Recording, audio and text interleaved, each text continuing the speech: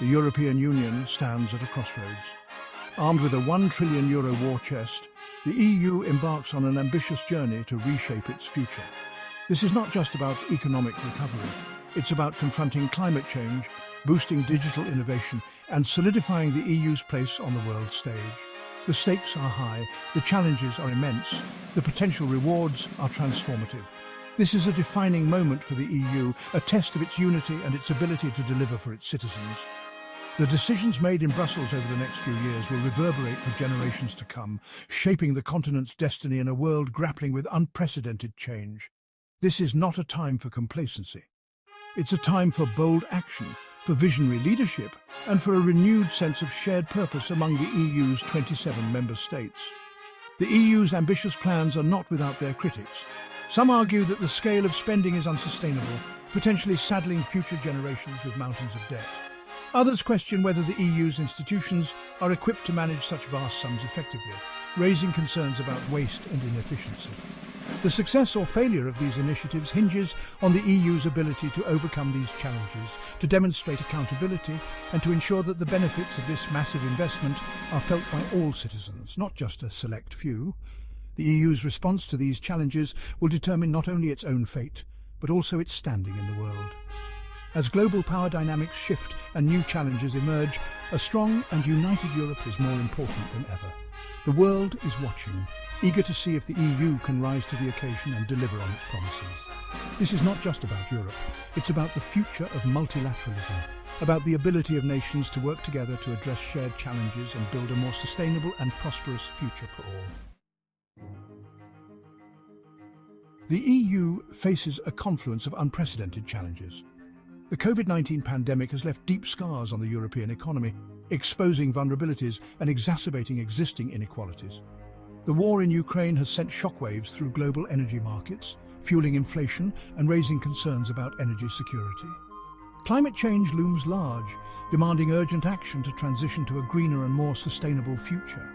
Against this backdrop of uncertainty, the EU's €1 trillion investment plan represents a beacon of hope, a bold statement of intent to confront these challenges head-on. This is not simply a stimulus package designed to kickstart a sluggish economy. It is a comprehensive blueprint for a more resilient, sustainable and equitable Europe, a vision of a future where economic prosperity goes hand in hand with social progress and environmental responsibility. The EU's strategy rests on three pillars: the Recovery and Resilience Facility, designed to help member states recover from the pandemic and build more resilient economies; the Just Transition Fund, aimed at supporting regions and industries most affected by the transition to a low-carbon economy; and Horizon Europe, a research and innovation programme focused on tackling global challenges such as climate change and digital transformation. These interconnected initiatives reflect a holistic approach to tackling the complex challenges facing Europe, recognising that economic, social and environmental sustainability are inextricably linked. The success of this ambitious endeavour will depend on a multitude of factors, including the effective coordination among EU institutions, the commitment of member states to implement reforms, and the engagement of citizens in shaping the future they want to see. The road ahead will be long and arduous, requiring difficult choices and compromises. But the potential rewards are immense: a stronger, more resilient and more united Europe, ready to face the challenges of the 21st century. The EU's €1 trillion investment plan is not funded through traditional national contributions. Instead, the European Commission, the EU's executive branch, will borrow the money on capital markets, using its AAA credit rating to secure favourable interest rates. This unprecedented move marks a significant shift in the EU's financial architecture, transforming it into a major borrower on the international stage. The decision to finance the Recovery Fund through joint debt issuance has been hailed by some as a watershed moment for European integration. It represents a significant step towards greater fiscal federalism, with the EU taking on a more prominent role in managing the European economy. This approach allows the EU to leverage its collective financial strength, securing lower borrowing costs than many individual member states could achieve on their own. However, the move has also sparked controversy, with some member states expressing concerns about the potential risks associated with joint debt.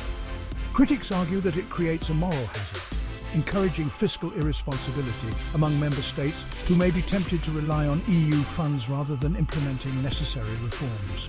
The success of this approach will depend on the EU's ability to strike a delicate balance, ensuring fiscal discipline while providing the necessary support to member states in need.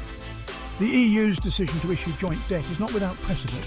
During the Eurozone crisis, the EU established the European Stability Mechanism, ESM, a permanent crisis resolution mechanism that can provide financial assistance to Eurozone countries facing severe financial difficulties.